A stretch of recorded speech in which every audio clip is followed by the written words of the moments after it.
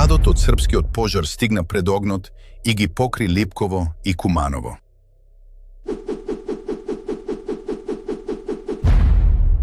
Огнот гори кај Трнава, се движи кон стража на Табановце и е под српска надлежност, па Македонија засега само го брои чадот.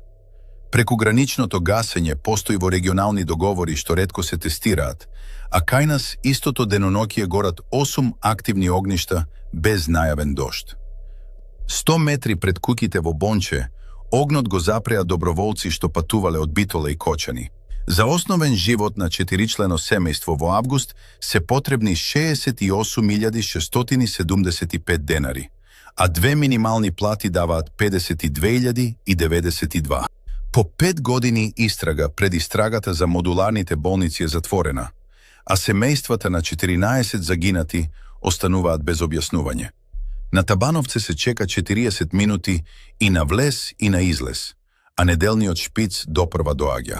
Посети ја нашата веб страница www.metla.mk за целосните вести на денот.